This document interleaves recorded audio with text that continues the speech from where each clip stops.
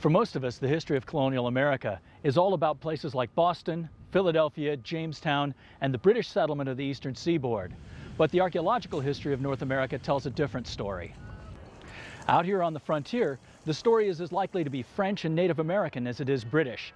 It's a story that's recorded in the sites, the cities, and the Native American settlements across the continent. From Quebec to Montreal, from Detroit to Mackinac and St. Louis to New Orleans, I'm Monty Dobson, inviting you to join me as we dig into the archaeological history of colonial America from the ground up.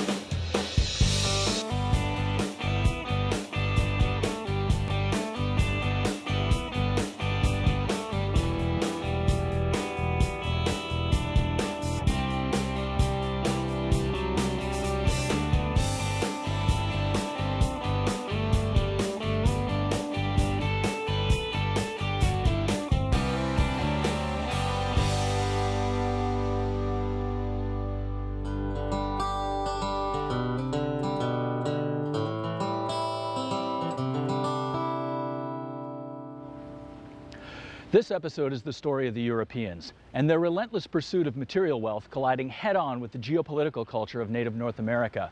Because archaeology is the study of material culture, it can add flesh and blood to the bare bones of historical narrative.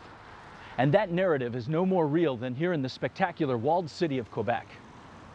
Quebec was founded in 1608 by this guy, Samuel de Champlain, making it one of the earliest European settlements east of the Mississippi River.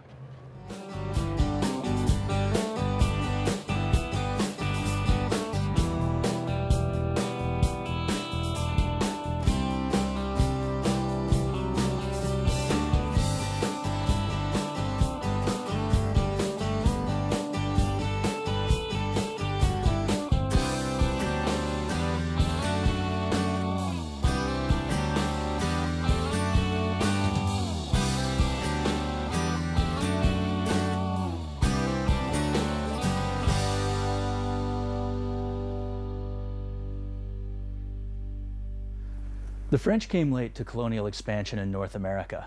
They came looking for precious metals and an eastward water route to the spice-rich ports of Asia. Instead, what they found was a continent filled with unbelievable natural resources, if they could only find the right market. We didn't invent being fashion-obsessed, and in the royal courts of early modern Europe, if you had any hope of being taken seriously as a fashionista, it was the beaver fur hat or nothing. But it wasn't just fashionable accessories they were after. I mean, why travel halfway around the world and risk life and limb for a new hat? Well, human beings are simple folk, and we often do things for a reason. Some of us are motivated by the quest for glory or to serve king and country. But if there's one thing that's guaranteed to get us all up off of the sofa, it's the promise of a bit of cash. Once you dangle the potential for an easy fortune in front of people, they can get pretty energetic. So what was it that first kept the French interested in North America when they didn't find gold or Asia? Believe it or not, it was a fish supper. Europeans had been exploiting the prosperous cod fisheries for some time. You might say the real monarch of North America was King Cod. A good day's fishing is one thing, and while animal rights activists might cringe at the thought of it, it was the fur trade that kicked the French economic interest in the New World into overdrive. Quebec, along with Montreal, Detroit, Mackinac, and the forts and posts of the interior, became key control points in the fur trade network that developed along the rivers and lakes of the interior. And if the King of France had any hopes of getting more out of his New World investments than a new hat, he was going to have to control those water highways. More than a pile of rocks plunked down next to the St. Lawrence River, Quebec was the key to controlling the rivers and lakes of the continent's interior. 150 miles southwest of Quebec, along the St. Lawrence River, Montreal became the major market for furs collected further inland.